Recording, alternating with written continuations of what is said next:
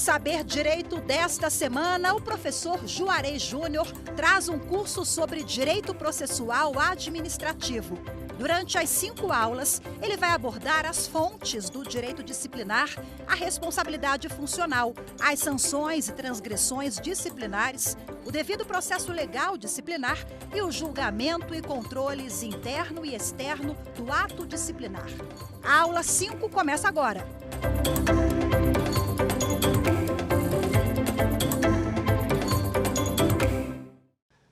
Minhas amigas, meus amigos, professor Juarez, voltando aqui para a nossa 5ª aula, em que a gente vai finalizar o tema do processo administrativo disciplinar, pelo menos nessa compilação que a gente está fazendo, que tem uma objetivação maior, que é provocar em você o interesse de se aprofundar ainda mais nesses temas do processo disciplinar, que são tão caros para a administração pública. Então, vamos lá, vamos avançar para a gente poder concluir aqui o nosso trabalho? Vamos lá. Vamos falar sobre o julgamento, tá? Já vimos todas as etapas, a parte de formalismo moderado, já vimos a parte dos princípios que regem tanto a parte substantiva quanto a parte processual. Já enfrentamos toda essa parada, então agora nós vamos para as competências para a atribuição do julgamento. Isso aí é importantíssimo para a gente concluir. Então, a competência. A autoridade competente para proferir o julgamento do processo disciplinar será, via de regra, a mesma que determinou a instauração, salvo nos casos de suspeição e impedimento. O que é que significa dizer isso? Significa o seguinte: a autoridade administrativa, ela tem a competência descrita na norma para deflagrar o processo disciplinar.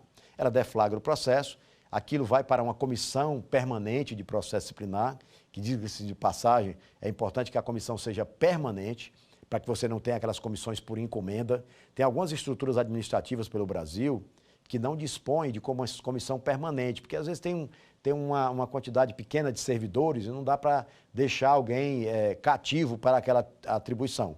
Então, eles têm lá os servidores, quando surge um fato, aí constitui uma comissão, e isso é uma ofensa total ao juízo natural, ao processante natural. Inclusive, o meu amigo Cláudio Rosa, que é disciplinarista, mora lá no Paraná, ele tem uma total aversão a isso. Inclusive, ele escreveu um livro, que o título do livro, você grava bem aí, chama Processo Administrativo Disciplinar e Comissões por Encomenda.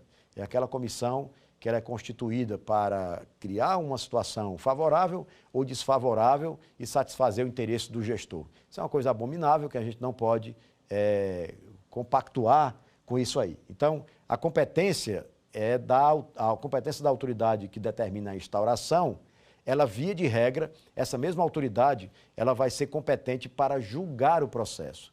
Mas por que eu coloquei via de regra? Porque é possível que aquela autoridade, no decorrer do processo, ou até mesmo no início desse processo, seja aferido que ele tem relação direta com o servidor, né? Ou relação de afeição, ou então uma relação contrária a esse servidor, então ele fica impossibilitado de fazer o julgamento. Essa questão não é tão importante quando nós estamos trabalhando na instauração. A instauração, é possível que alguém instaure um processo disciplinar para apurar uma conduta de alguém que tem uma ligação direta com ele, né? Desde que exista a comissão permanente, porque ele vai exercer um dever, um poder de exercício compulsório. Esse poder de exercício compulsório tem que carrear para a instauração do processo, e ele não vai escolher a comissão, porque as comissões são permanentes, já está lá. Então, é possível que alguém que tem uma relação direta não seja incompetente para deflagrar o processo, mas ele jamais será competente para julgá-lo. Então, por isso que eu coloquei que, via de regra, a autoridade que determina a instauração do processo é a autoridade que julga esse processo, tá? Voltamos aqui para o prazo do julgamento, tá? O prazo do julgamento, ele não obedece exatamente à previsão normativa. Aquela previsão da Lei 8.112, que fala de 20 dias para o julgamento, ela é um prazo impróprio. Então, o julgamento fora desse prazo, fora do prazo previsto na norma, ele não inviabiliza o processo disciplinar, tá certo? Porque esse prazo não é um prazo que está sujeito à preclusão, tá? Agora, a gente não pode esquecer que esse processo disciplinar, que tem lá o seu prazo previsto na norma e tem seu prazo para julgamento, se eventualmente esses prazos já foram extrapolados, o processo segue normalmente. A decisão final do processo será legítima, mas os efeitos extraprocessuais, né, como o afastamento preventivo ou impedimento de fazer alguma coisa dentro da repartição, de participar de curso, né, de ser promovido dentro da administração, não podem seguir com o processo fora do prazo, né? E esses efeitos extraprocessuais, eles não acompanham esse extrapolamento do prazo processual, tá? E aí a gente vem aqui, julgamento extraprocessual. Assim como a comissão processante não pode ultrapassar o raio apuratório, o relatório final não deve sair do conteúdo acusatório. Essa é uma relação muito interessante, porque quando nós temos lá, tem a ver com a moralidade processual, nós temos lá a delimitação do raio apuratório. Lembra que a gente falou disso aí na aula passada? A gente falou que a portaria delimita o raio apuratório. Então a apuração não pode ficar fora daquele raio apuratório. Assim como a comissão processante não pode ultrapassar o raio apuratório, o relatório final não deve sair do conteúdo acusatório. Então, se eu tenho toda aquela instrução processual e eu produzo ao final o relatório daquela sindicância para mandar para a autoridade, esse relatório ele não pode extrapolar o ambiente das provas que foram colhidas e o julgamento não pode extrapolar o que diz o relatório também, se ele estiver em harmonia com o lastro probatório. Deu para entender isso aí? Mas eu vou tentar repetir aqui. A comissão, ela trabalha e constrói um lastro probatório. Ela construindo esse lastro probatório, ela produz um relatório. Esse relatório vai para a autoridade julgadora. E a autoridade julgadora, o que é que a gente pensa às vezes? Que a autoridade julgadora é obrigada a acatar o relatório. Ela deve até acatar o relatório, mas o relatório tem que estar em harmonia com a produção da prova ao longo de toda a instrução processual, tá certo? Vamos aqui. O ato punitivo. Esse ato punitivo, ele resta materializado com o ato disciplinar mesmo, tá? Por meio de portaria, né? As sanções são portarias que são apresentadas para materializar aquele ato disciplinar. E aí as sanções demissionárias são decretos, né, de demissão produzidos pelos escalões superiores da administração pública, e aí é assim que se materializa o ato punitivo. Agora, tem um detalhe interessante que a gente não pode deixar de lado. É que toda vez que se produz um ato disciplinar, esse ato está sujeito a controle. E esse controle, ele pode ser um controle interno e ele pode ser um controle externo, tá? E aí um detalhe importante que a gente precisa compreender, que esse controle, ele ocorre inclusive desde o fato disciplinar. O fato praticado pelo servidor está sujeito ao controle disciplinar, através das sindicâncias e dos processos administrativos disciplinares. Quando esse processo é concluído e se produz um ato administrativo, esse ato administrativo também está sob o controle interno, através das vias recursais, ou então sob o controle externo, que é realizado pelo Poder Judiciário, tá? Vamos ver aqui um dos detalhes interessantes. Nesse aspecto recursal, existe uma proibição que é da reforma em prejuízo. O que é que diz assim? A despeito do entendimento de alguns colegas doutrinadores administrativistas, não encontramos ressonância em contemporizar tal juízo, pois, muito embora o direito disciplinar seja orientado pela verdade real, devemos sempre lembrar que se trata de um direito restritivo e o uso da via recursal não pode acarretar o agravamento. Quando o indivíduo entra com um pedido de reconsideração ou entra com um recurso hierárquico na administração, ele já tem um ato punitivo já decretado. Esse ato punitivo, por força desses instrumentos de recurso, o que é que pode acontecer? Pode acontecer desse ato ser desconstruído, né? Ou então abrandado, mas ele não pode, dentro da esfera administrativa interna, ele não pode ser ampliado, porque o recurso não pode servir para prejudicar aquele que utiliza, tá? É uma máxima do direito que é da impossibilidade, nesse caso, do reformatio impejus, da reforma em prejuízo. Imagina, você é punido disciplinarmente, aí você entra com um recurso para abrandar aquela sanção, ou então para extinguir aquela sanção, e aí a autoridade, examinando o teu recurso, faz aumentar essa tua pena, né? Quer dizer, uma impropriedade absurda que não deve ser contemporizada no processo disciplinar. E aí vamos falar sobre os recursos internos, né?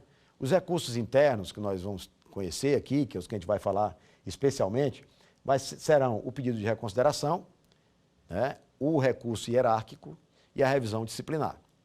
E aí eu vou tentar aqui explicar para vocês as particularidades de cada um desses instrumentos para que a gente possa avançar ainda mais. Então vamos lá. Primeiro, a reconsideração. O pedido de reconsideração do ato disciplinar punitivo, ele é interposto pelo servidor que foi sancionado e a interposição desse recurso, né, que na verdade pela teoria dos recursos nem constituiria um recurso, mas pelo devido processo legal ele está categorizado assim, né? Então, esse pedido de reconsideração, ele é interposto perante a mesma autoridade que puniu. Compreenda bem, eu sou servidor público, eu respondi a uma sindicância, a autoridade decidiu a minha sindicância pela minha punição, a autoridade X, e aí eu vou entrar com um pedido de reconsideração. Esse pedido de reconsideração, ele é direcionado à mesma autoridade que me puniu. E aí eu vou levantar algumas questões para a legitimidade desse recurso. Alguns normativos dizem que para você interpor esse pedido de reconsideração, você tem que surgir com um fato novo. Agora vamos aqui para a prática para ver se a gente entende isso como sendo uma realidade. O indivíduo já moveu todo o seu esforço defensório, às vezes na fase pré-processual, na fase inquisitorial, ele moveu todo o seu esforço defensório na fase da sindicância e agora ele foi punido. Há de se imaginar que dificilmente ele tem um fato novo para apresentar nesse pedido de reconsideração. Alguns estatutos cobram esse fato novo para apresentar. A interpretação que eu dou para esse artigo, para essa cobrança legal, é de que não deva ser tão somente um fato novo, mas talvez uma circunstância inovadora. E o que é que significa uma circunstância inovadora? Pode ser uma decisão mais recente que trate o tema de forma diversa, pode ser um escrito doutrinário que traz uma interpretação diferenciada. Isso tudo poderia constituir uma circunstância inovadora e fazer com que esse pedido de reconsideração seja apreciado e possivelmente deferido, ou mesmo que não seja deferido. Lembre-se que nessa fase recursal, os prazos são prazos fatais, são prazos que não cumpridos impossibilita de você manejar o instrumento, porque passado o prazo, alguns dão 10 dias para entrar com o recurso, o pedido de reconsideração de ato, outros têm 15 dias, varia de acordo com os estatutos, mas o certo é que esse prazo tem que ser rigorosamente cumprido. Se não for cumprido, você vai perder a oportunidade, tá? A gente tem aí um outro modelo de instrumento, que são os recursos hierárquicos. O recurso hierárquico, ele tem uma outra característica. Qual seria? A característica do recurso hierárquico é a característica de que ele é interposto não mais à autoridade que puniu, mas uma autoridade com ascendência a esse que efetuou a punição. Então, ele não é mais apresentado perante a autoridade que puniu. Então, se eu tenho um chefe de departamento que me puniu, eu vou apresentar o meu recurso hierárquico para o chefe desse chefe de departamento. Então, para essa autoridade acima dele é que vai analisar o recurso hierárquico. Já no recurso hierárquico, os normativos não cobram tanto nem o fato novo e muito menos a circunstância inovadora. Muitas vezes o recurso hierárquico é mais um apelo, uma súplica para que seja avaliada realmente aquela demanda que o servidor pleiteou à administração para que revisse esse tema, né? Esse conteúdo dos dois é um conteúdo muito interessante, porque ali está acontecendo a sindicabilidade interna do ato disciplinar. Ainda não estamos falando do controle externo pelo judiciário, está no ambiente interno, né, revendo algumas etapas, o que é que foi feito dentro desse processo disciplinar, para saber da regularidade, da legitimidade da sanção imposta, tá?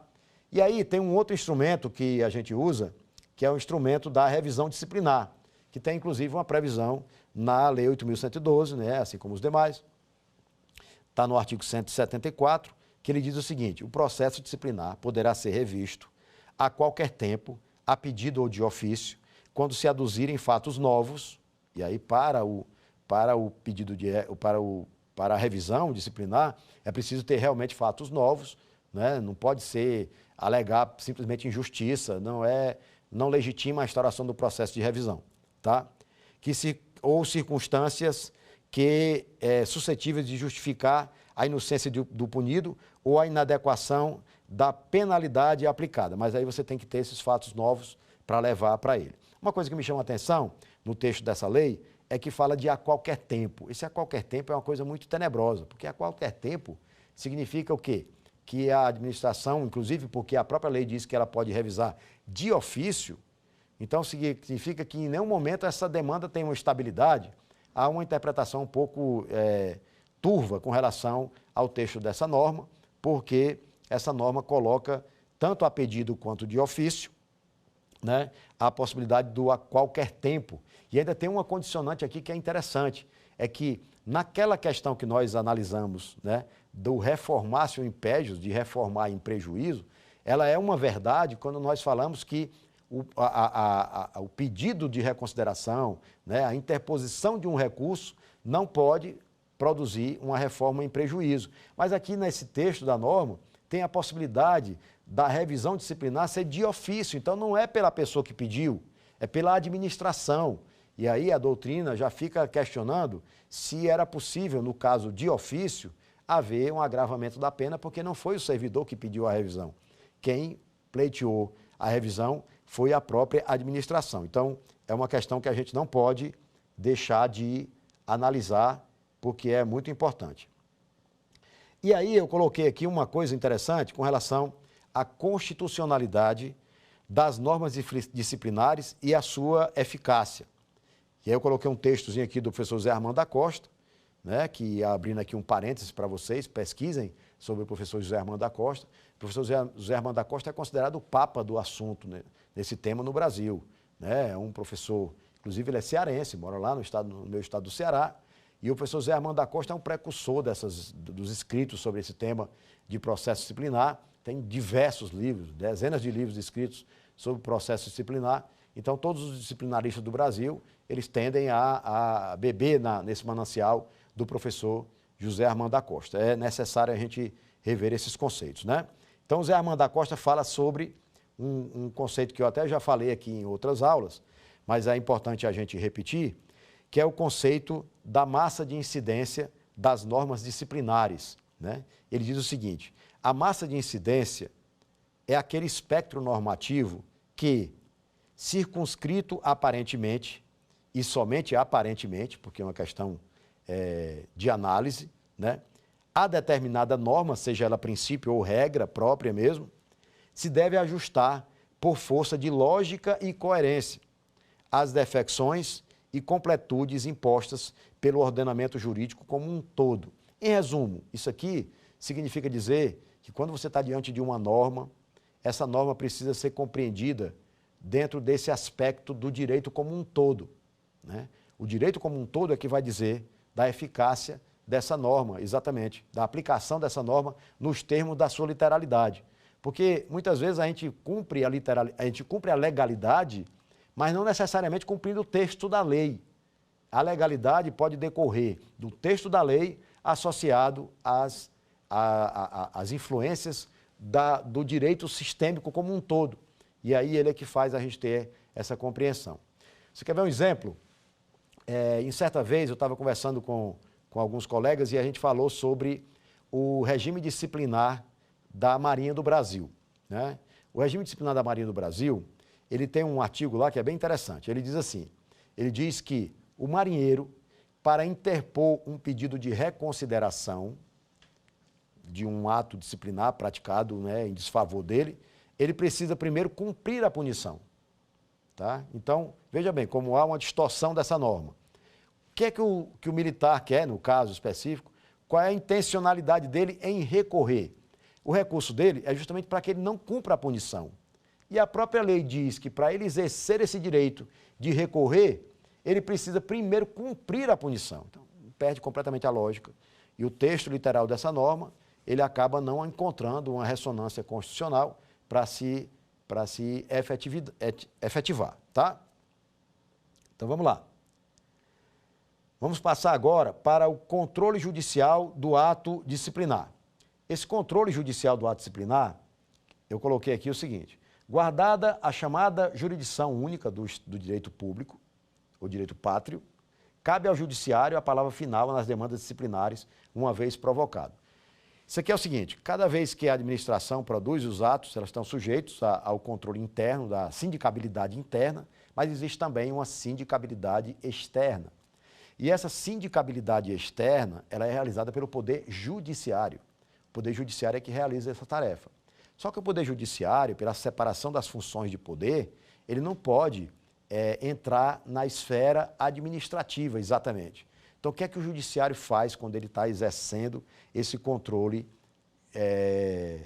jurisdicional do ato administrativo disciplinar? Ele se preocupa com os fundamentos legais da construção desse ato. O Judiciário não está olhando para o mérito construído, não. O mérito construído é uma atribuição da administração. O que o Judiciário examina nessas questões são os aspectos legais. E aí, quando se fala de aspectos legais, nós não estamos falando só de lei, nós estamos falando dos princípios também, né, dos princípios gerais do direito, que estão atuando ali naquele momento. Porque nós vimos lá em aula passada que os princípios têm uma cogência direta, embora eles não estejam positivados, embora eles não estejam escritos em lugar nenhum, mas eles existem, são compreendidos e eles precisam dessa eficácia dentro da aplicação das normas, né? Então, esse controle judicial, ele ocorre dessa forma. E aí eu escuto, às vezes, algumas observações que eu acho até interessante, mas aí quando a gente começa a conversar, até com uma linguagem bem simples, os colegas começam corregedores e até servidores públicos sem formação jurídica, conseguem compreender melhor do que se está falando, né? Então, a ideia que eu concebi para explicar essa situação de que o judiciário ele não interfere no mérito da decisão, mas sim nos aspectos legais, eu fiz uma comparação de que o mérito administrativo é um prédio, um edifício construído, esse edifício é construído. Então, vamos chamar esse edifício de mérito, tá? E esse mérito, esse edifício, ele é construído em cima de um alicerce, tem umas bases de sustentação desse alicerce, tá? E essas bases de sustentação desse alicerce são exatamente os aspectos legais que dão suporte a esse edifício. Então, quando o judiciário aprecia uma questão como essa, o que é que o judiciário faz? O judiciário não interfere na história do edifício, do mérito, e o judiciário vai verificar lá as fundações desse mérito, o alicerce desse mérito. E esse exame do alicerce do mérito que o judiciário faz, quando ele percebe que esse ato administrativo, esse edifício, foi construído em bases infundadas, que ele não tem suporte legal para isso, o judiciário vem e arranca essa base. Ele retira a base legal que dava sustentação ao ato. Quando ele faz isso de retirar a sustentação, o que acontece com o prédio? O prédio vem a ruir. Por quê? Porque ele não tem mais a sustentação, que é exatamente o aspecto legal. Então, vejamos, a gente tem que entender que quando o judiciário faz isso, e aí eu estou falando via de regras, não estou falando de alguma distorção que eventualmente ocorra, estamos falando aqui da coisa certa, tá? Quando o judiciário faz esse controle, ele não está observando o mérito administrativo. Ele está observando as bases legais que construíram esse mérito administrativo, e aí essa construção do mérito acaba sendo afetada porque o judiciário retira as bases legais, porque muitas vezes nem é uma simples inadequação da norma, às vezes é uma proporcionalidade, é a razoabilidade da aplicação da norma que ficou fora de sintonia, e aí o judiciário considera isso tudo um bloco normativo e ele acaba desconstruindo o mérito por essa razão, tá? E aí, controle de mérito, né, o conceito de mérito, eu coloquei aqui, constitui o elemento valorativo do ato disciplinar e está jungido, né, está preso umbilicalmente à discricionariedade administrativa, porque a maioria dos atos administrativos disciplinares, eles têm margem de judicatura, de juízo, né? Então, à exceção de faltas que têm uma implicação direta na aplicação da sanção que deve corresponder a ela, algumas, como é o caso, por exemplo, da suspensão, tem toda essa valoração. Esta, por sua vez, lastreada pelo comando legal, né? Essa discricionariedade, ela é lastreada pelo comando legal, que eu havia dito que eu não sou discricionário porque eu quero, eu sou discricionário porque a lei me conferiu essa atribuição, conferiu essa competência, esse poder, tá? Cabe inserir nesse contexto os parâmetros do postulado da proporcionalidade em sua tridimensionalidade, que é a necessidade, a adequação e a proporcionalidade desse ato, tá certo? Então, a gente tem que ter atenção para essa temática. Além disso, tem também os contornos do princípio da razoabilidade. Eu coloquei aqui que a sindicabilidade do ato disciplinar, ela resulta do devido processo legal e indica a possibilidade de apreciação interna e externa dos atos disciplinares, podendo dela extrair-se um resultado que confirme, né, ou extinga a medida disciplinar. Né? Um detalhe interessante com relação a essa apreciação interna ou externa do ato disciplinar, né? A apreciação externa, ela não carece de um exaurimento ou que a pessoa, que o servidor tenha que percorrer os caminhos do pedido de reconsideração de ato ou do recurso hierárquico ou da revisão disciplinar para ingressar em juízo. Ele pode ir direto ao judiciário e aí já tratar diretamente a demanda no judiciário, porque a própria Constituição já diz que não se pode afastar da apreciação do judiciário, qualquer que seja o tema, né? Então, a gente não pode deixar isso de lado. Mandado de segurança é um dos instrumentos utilizados nesse controle externo do ato disciplinar. Controle externo que é feito pelo judiciário. Mandado de segurança é um instrumento, a ação ordinária é outra. Mandado de segurança, a gente sabe que é aquele instrumento, aquele remédio que tem amparo na Constituição Federal, que serve para proteger um direito líquido e certo, né? Então, quando você não tem que produzir provas nenhuma, está lá bem identificado ali, né, o erro de inadequação legal para aquela temática, a medida adequada é o mandado de segurança. Quando você tem que produzir provas ainda, quando você tem que avançar nessas provas e tudo, aí o instrumento adequado é a ação ordinária, porque aí tem toda a produção de provas e tudo mais para se tratar esse tema. E a ação reintegratória é aquela que ocorre quando o indivíduo foi demitido já, quando ele está fora do serviço público, e aí ele entra com ação para pontuar tudo o que aconteceu e o judiciário oferecer para ele uma decisão que faça tornar sem efeito o ato de demissão dele e ele volte para a instituição que ele havia trabalhado, ok? E aí, para tratar sobre esse tema das nulidades, eu estou aqui com mais uma obra do meu amigo professor Sandro Lúcio Desan, né, para mostrar para vocês. E essa obra trata justamente das nulidades no processo administrativo. Essas nulidades, elas estão, a lei da jurisprudência, da doutrina, elas já trazem uma conceituação específica para a gente. Então, veja bem, quando você está tratando de nulidades, é importante que a gente tenha a definição correta do alcance dessas nulidades, quais são os efeitos que elas produzem para frente, o que é que elas retroagem, né, o que é que elas fazem com que aqueles atos administrativos sejam questionados nos seus efeitos e tudo aquilo que ele vem produzindo. Então, o tema das nulidades é um tema importantíssimo. Toda vez que a comissão está trabalhando um processo disciplinar, ela precisa ficar atenta para que as atividades que ela produz não sejam desconstruídas lá no judiciário ou mesmo nos controles disciplinares internos. Então, está aqui do professor Sandro Desan, nulidades no processo administrativo disciplinar à luz das teorias gerais do processo e do ato administrativo. Isso aqui é importante a gente não perder de vista essa conceituação.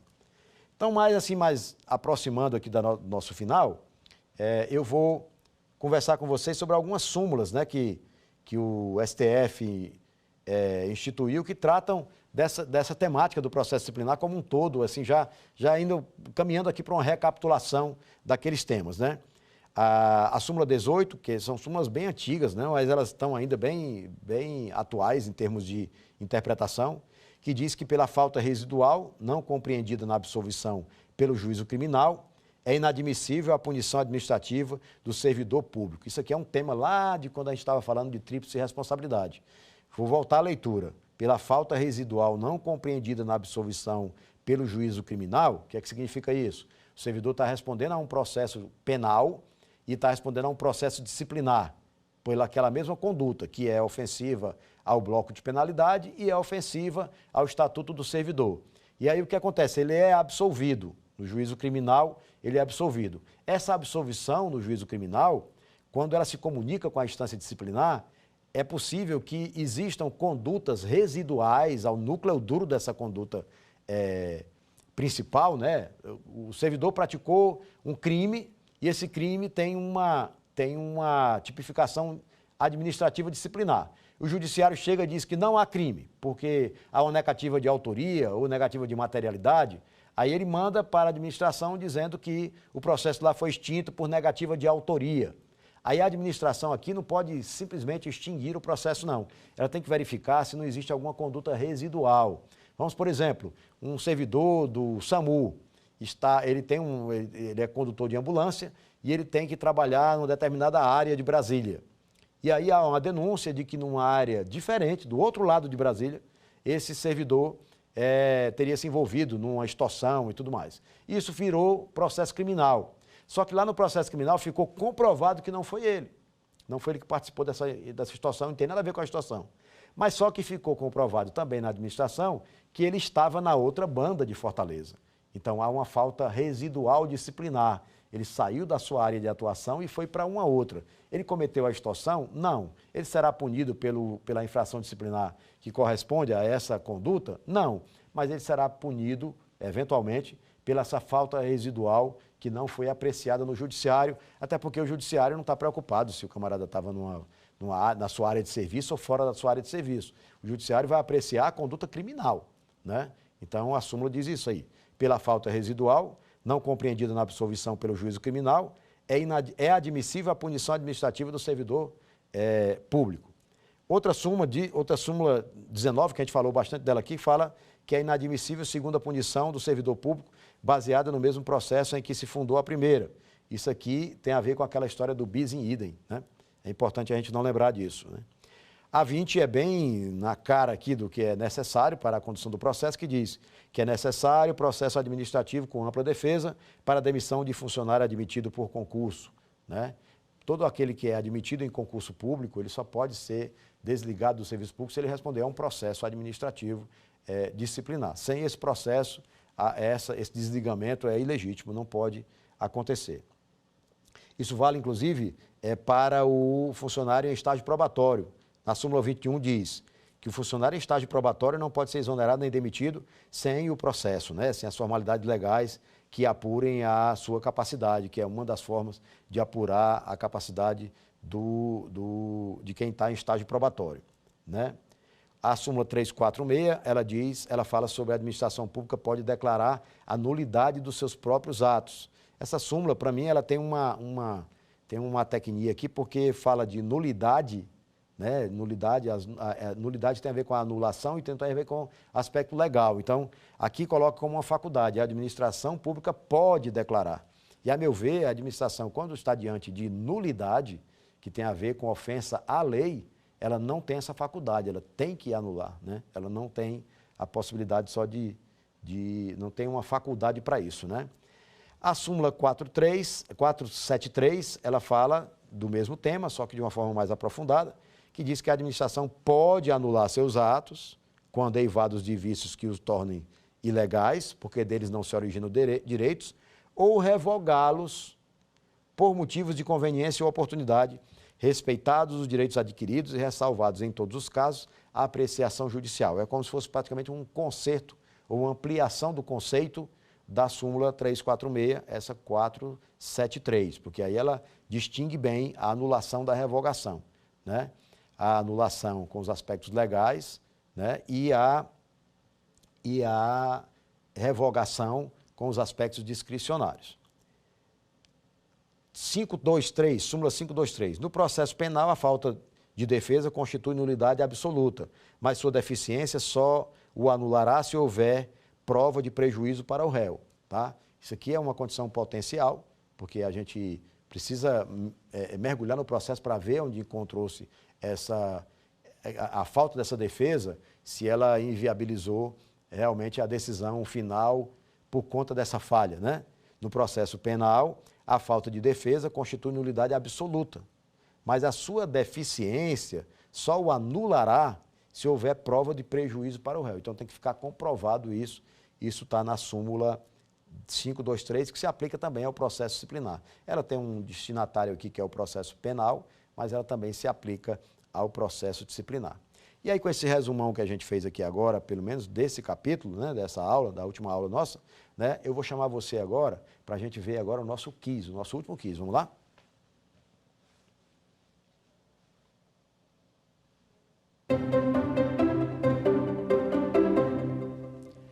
Vamos lá. Sobre o julgamento do processo disciplinar, é correto dizer que deve sempre acompanhar a opinião da comissão processante descrita no relatório final, independentemente de sua legalidade.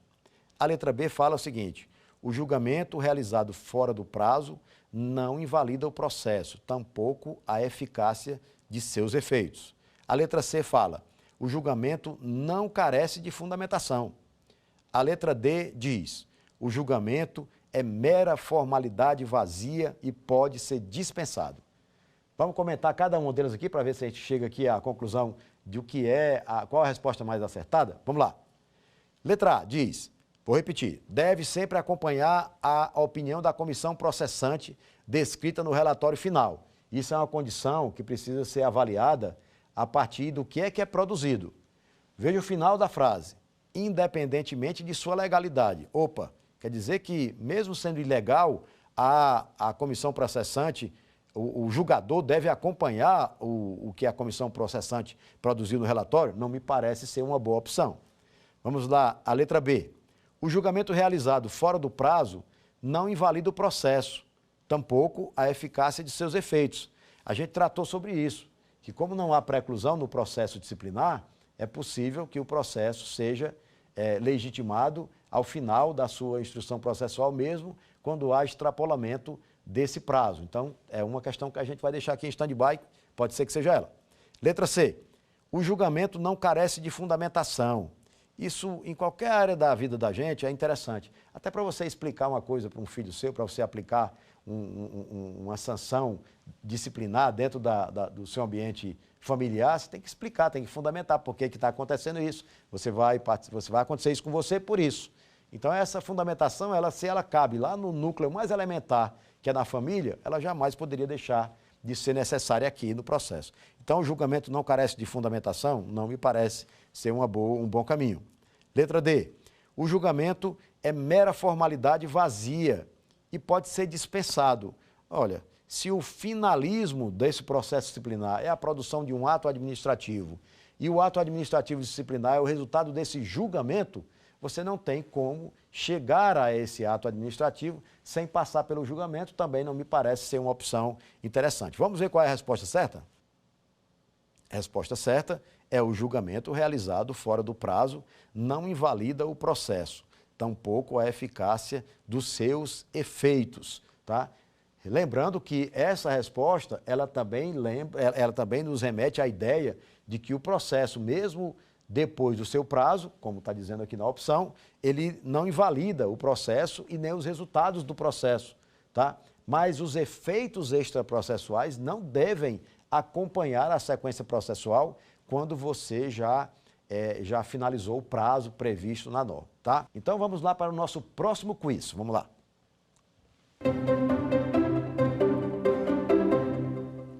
Sobre a sindicabilidade interna do ato disciplinar, é correto afirmar que, letra A, o pedido de reconsideração pode ser representado por 2 vezes.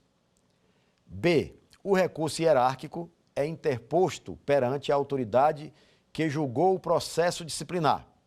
C, o recurso hierárquico é regulado por prazo impróprio. Letra D, o pedido de reconsideração é interposto perante a autoridade que julgou o processo disciplinar. Vamos lá? Vamos comentar cada uma delas aqui para ver que conclusão que a gente vai chegar e encontrar a resposta mais adequada, tá? Vamos lá.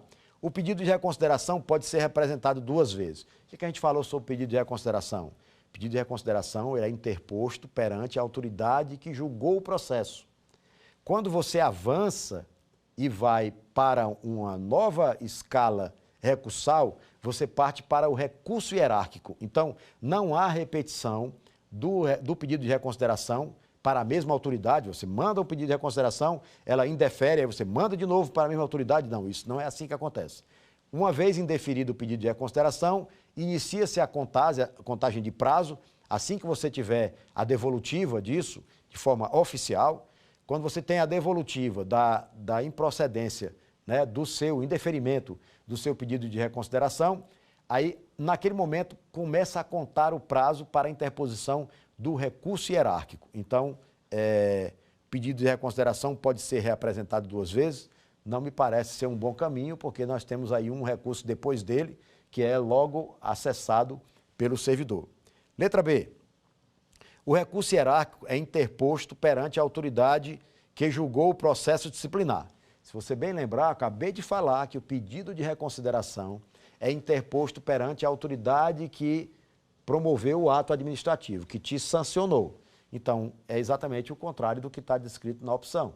Então, o recurso hierárquico, ele não é interposto diante da autoridade que aplicou a punição. Ele é interposto perante a autoridade com ascendência funcional, né, a esse servidor, a esse gestor que eventualmente te puniu. Então, aqui também não me parece ser um bom caminho. O recurso hierárquico é regulado por prazo impróprio. E aí é preciso a gente lembrar mais uma vez o que é que significa o prazo impróprio. Prazo impróprio são aqueles prazos que, embora descritos na lei, uma vez você não atuando dentro desse prazo, é possível que você atue mais adiante, em termos temporais, né? Esses são os prazos impróprios. E os prazos próprios, ou prazos fatais, são aqueles que, se você não cumprir o que está descrito naquele normativo para a interposição, ou então para a prática daquele ato, ele deixa de acontecer. Então, aí são os prazos próprios. Quando eu falo recurso hierárquico é regulado por prazo impróprio, eu estou dizendo que, mesmo que eu perca o prazo para a interposição do recurso hierárquico, eu poderei fazê-lo mais adiante. Isso não constitui uma verdade, porque eu disse para vocês que tanto o pedido de reconsideração quanto o recurso hierárquico, eles estão sujeitos a prazos fatais, prazos próprios, prazos que, se você não cumprir naquele lapso temporal descrito na norma, você não poderá fazê-lo mais adiante. Então, também não me parece uma boa opção. A letra D diz: o pedido de reconsideração é interposto perante a autoridade que julgou o processo disciplinar. Acho que essa frase aí se encaixou bem em tudo aquilo que a gente traçou aqui para falar sobre a sindicabilidade do ato disciplinar, né? Porque é exatamente esse conceito. Você é julgado pela comissão, a comissão processante estabelece um relatório, manda esse relatório para a autoridade que determinou a instauração, essa autoridade efetua um julgamento, esse julgamento, você se contrapõe a esse julgamento, interpõe um pedido de reconsideração exatamente perante essa autoridade que determinou, que julgou o teu processo, né? É exatamente esse é o caminho do pedido de reconsideração, diretamente para a autoridade que julgou o seu processo. Lembrando aquele aspecto de que, para a interposição do pedido de reconsideração, normalmente os normativos falam sobre a necessidade de um fato novo, né? Mas é difícil você conciliar isso com a realidade. Então, uma circunstância inovadora deve ser compreendida como um legitimador para a interposição do pedido de reconsideração. Eu acredito que seja o caminho mais adequado. Mas, embora tenha ficado bem na cara aí para cada um de vocês, vamos ver qual é a resposta. Exatamente a letra D. O pedido de reconsideração é interposto perante a autoridade que julgou o processo disciplinar. Todas as outras opções, elas contrariam todo o arcabouço que a gente discutiu aqui com relação aos processos disciplinares, tá certo? Vamos agora observar o que é que nos diz aqui o próximo quiz. Vamos lá?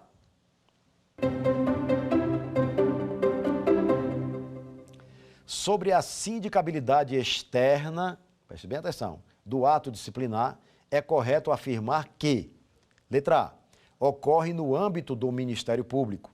Letra B, ocorre somente quando esgotadas as apreciações administrativas. Letra C, pode ocorrer ainda na fase processual. Letra D, pode exercer controle do mérito decisório administrativo. Vamos comentar isso aqui? Estamos tratando de sindicabilidade externa. Então, nós já superamos aquela fase dos recursos, aquela coisa do pedido de reconsideração, do recurso hierárquico e do processo de revisão, né? Estamos agora tratando o ato disciplinar na esfera do judiciário. Então, vamos ver como é que a gente vai trabalhar isso aí. Primeiro, eu quero lembrar para vocês, esse termo sindicabilidade, ele traduz a ideia de que é preciso trabalhar, investigar a regularidade dos atos que são produzidos. Isso ocorre, inclusive, nos fatos de interesse disciplinar. O que é um fato de interesse disciplinar? É aquela conduta praticada pelo servidor, lá no local onde ele pratica mesmo. Isso é um fato de interesse disciplinar. Uma vez esse fato sendo processado e há um relatório com opinião e o julgamento pela autoridade processante, ali nós temos agora um ato, né? No início um fato e agora nós temos um ato administrativo. Esse ato administrativo está sob dois controles. O controle interno, que é a sindicabilidade interna, e a sindicabilidade externa, que é a que nós vamos tratar aqui no nosso quiz, né? Essa sindicabilidade externa, ela é realizada fora da administração pública e é realizada pelo Poder Judiciário. Então, isso é para a gente ter uma noção do que é o tema que a gente está falando. Então, vou comentar aqui a primeira opção. Ocorre no âmbito do Ministério Público, né? O Ministério Público ele não tem legitimidade, não tem interesse na causa, nesse tipo de ação que é com relação a controle da administração pública, nesse aspecto disciplinar. Então, não me parece ser um ambiente adequado para discutir, até porque o Ministério Público ele vai trabalhar as questões dele e submeter ao Judiciário. Então, a questão é decidida no Poder Judiciário, não é do âmbito do Ministério Público, sequer passa por esse poder de apreciação que tem o Ministério Público, sequer passa por lá. É tratado direto no Judiciário, não me parece que essa seja a afirmação mais adequada. A letra B. Ocorre somente quando esgotadas as apreciações administrativas. Olha, nós temos a Constituição Federal dizendo que não se pode afastar de apreciação judicial, né, do judiciário, qualquer questão da vida do ser humano aqui no Brasil, né? Então, isso já é um fator impeditivo para que você obstacule o acesso ao judiciário por conta do não exaurimento das fases administrativas. É possível você ingressar no judiciário para fazer a sindicabilidade do ato disciplinar sem exaurir as etapas administrativas? O caminho, eu acho que esse é o mais adequado. Então, quando diz que só ocorre somente quando esgotadas as apreciações administrativas, isso não me parece um bom caminho. Vamos analisar agora a letra C. Pode ocorrer ainda na fase processual? Olha só, a gente fala, eu já tinha dito agora, com relação a não afastar do judiciário a apreciação dos fatos do cotidiano, da vida brasileira. Então, o que é que acontece?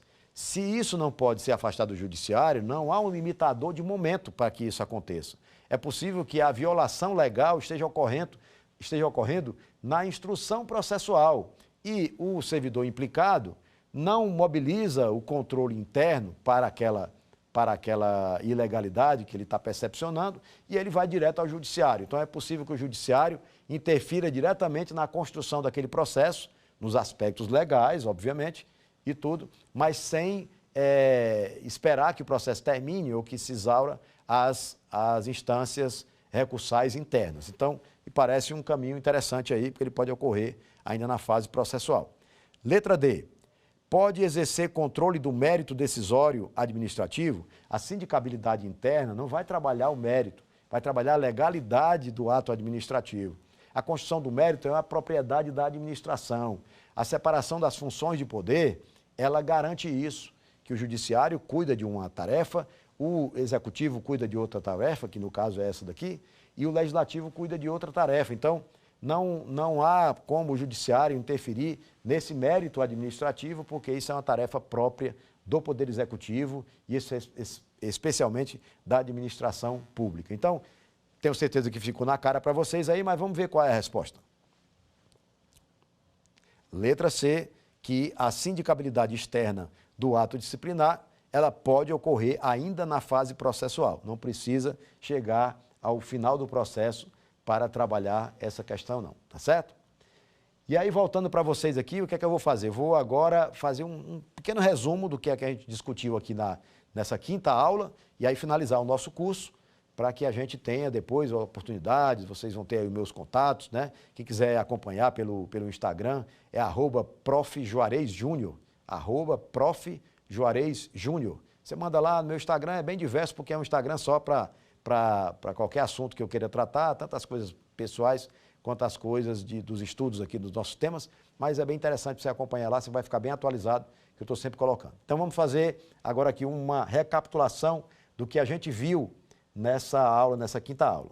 A gente falou sobre julgamento, né, que é o final dessa história toda, falamos sobre a competência, né, para julgar, e aí eu falei que a competência, via de regra, ela está sedimentada ali na autoridade que determinou a instauração, mas não necessariamente, porque pode surgir um incidente qualquer que impossibilite que essa autoridade que determinou a instauração seja a autoridade julgadora. Então, esse aspecto não pode ficar fora do nosso contexto. Falei também que o prazo do julgamento não inviabiliza o processo, inclusive isso foi apreciado aqui no nosso quiz, né? Falei do julgamento extraprocessual, que é um julgamento que não pode extrapolar aquilo que foi produzido, né, no processo disciplinar. Então, a autoridade julgadora ela tem que se prender ao lastro probatório, né? Que ela não pode julgar fora do que foi produzido como prova, tá certo? Falei também dos recursos disciplinares, falei inclusive da possibilidade da reforma em prejuízo, como sendo algo danoso para os indivíduos que manejam os recursos. O recurso é para abrandar a falta disciplinar, então para extingui-la, né, a punição disciplinar, mas nunca deve ser utilizado para ampliar ainda mais o alcance. Aí falei dos instrumentos específicos, né, para esses recursos, para essa sindicabilidade interna, falei do pedido de reconsideração, falei do recurso hierárquico e falei também da revisão disciplinar. Esse pedido de reconsideração, só recapitulando rapidamente, ele é interposto perante a autoridade que proferiu o julgamento, né, e é interposto uma única vez perante essa autoridade que proferiu o julgamento. Uma vez indeferido isso, se você continuar ainda na esfera administrativa para procurar a regularidade do seu direito, aí você tem disponível o recurso hierárquico. Esse recurso hierárquico aí já não é mais para aquela autoridade que julgou, mas para aquele que tem ascendência funcional sobre o julgador que te impôs uma sanção disciplinar. A revisão disciplinar é um processo judicial em que você tem, além do processo administrativo, não é judicial, esquece, é um processo administrativo em que você vai levar em conta vários critérios e é um processo autônomo que depois se junta ao processo principal. Esse processo de revisão, ele é feito a qualquer tempo, conforme a legislação federal aqui, a Lei 8.112, que me causa uma certa estranheza, porque não vejo aqui segurança jurídica, né, nessa terminologia aqui de a qualquer tempo, tá? Mas ele está aqui descrito na norma e aí a revisão disciplinar acontece.